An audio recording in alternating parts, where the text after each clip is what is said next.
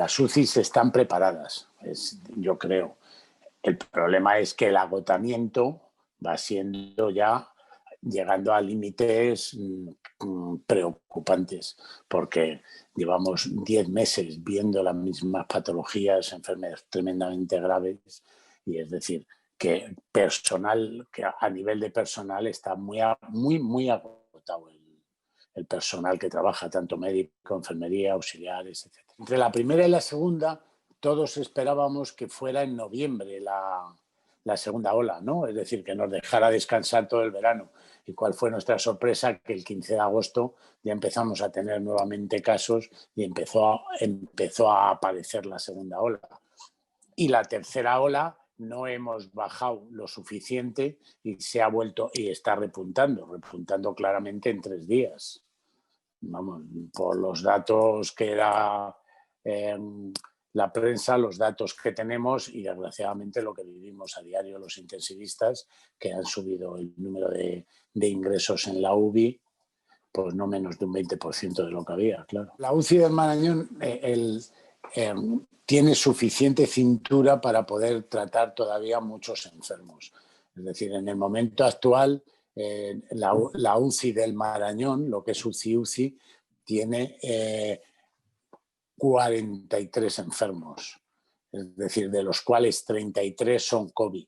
Ya se ha dado la orden por parte de la dirección de que los enfermos no COVID vayan a la parte de reanimación, que la llevan los anestesistas, para que nosotros podamos seguir teniendo huecos para el COVID. La situación no es buena y sobre todo no pinta bien. En la UCI muy poco, hombre, tienen la Isabel Zendal creo que tenía 6 camas en la UBI abiertas y las 6 camas están con pacientes, es decir, que toda ayuda es buena.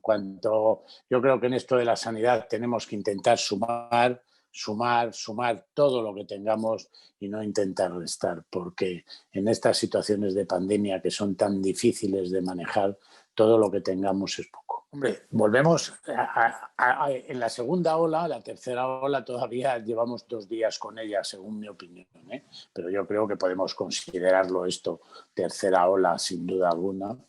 En la segunda ola hemos aprendido que, o más que hemos aprendido, hemos vivido que los pacientes han sido más jóvenes, es decir, los pacientes mayores han sido mucho más disciplinados, no han salido y hemos tenido pacientes más jóvenes.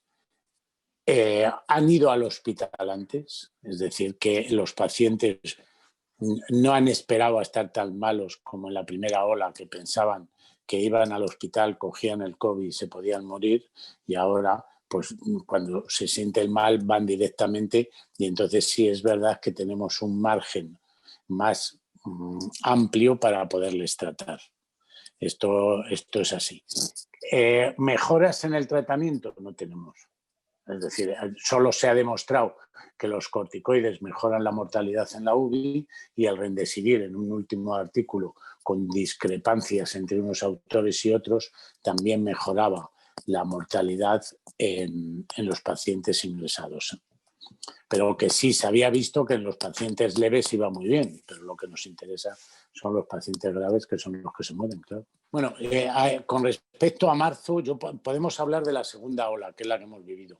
La tercera ola llevamos 2 días con ella, o 3 días, por decirlo de una manera más o menos objetiva.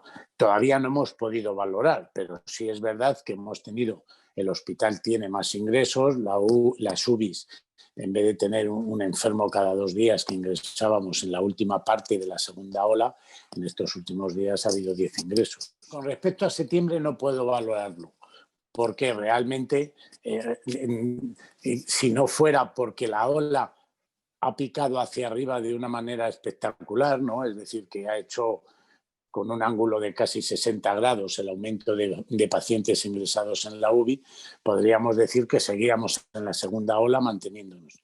La segunda ola, comparado con la primera ola, yo sí que creo que los pacientes han sido más jóvenes. La década de los 70 ha pasado a esa década de entre 55 y 70. Yo en entrevista que me hicieron un compañero tuyo de otro medio, yo le dije que mi opinión era que teníamos que ser muy, muy meticulosos ahora, que veíamos la vacuna muy cerca y que podíamos ver el fin muy cerca.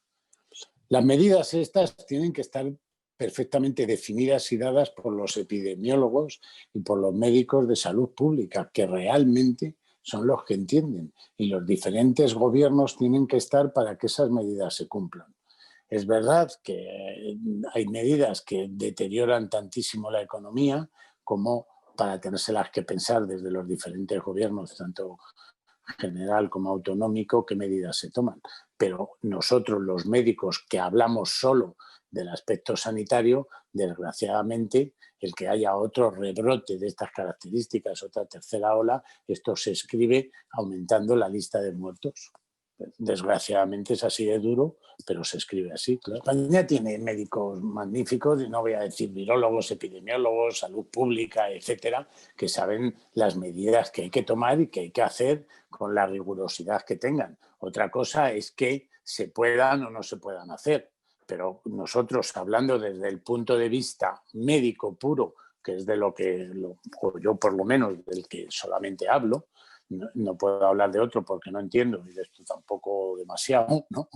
Pero bueno, es verdad que el que tengamos otra nueva ola es aumentar la lista de pacientes fallecidos. En la primera ola, como ya he dicho en alguna otra ocasión, la sanidad es única. A mí me parece que lo que hay que hacer es sumar, no restar, no decir este sí, este no, sumar. Y en la primera ola la sanidad era única.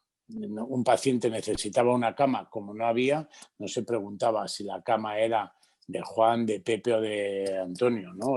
Se usaba esa cama, ¿no? Cuando vivimos esa presión. Ojalá no tengamos que volver a vivir esto, pero yo creo que si lo viviéramos, me figuro que la sanidad privada estaría colaborando como ha estado siempre con la pública al 100%.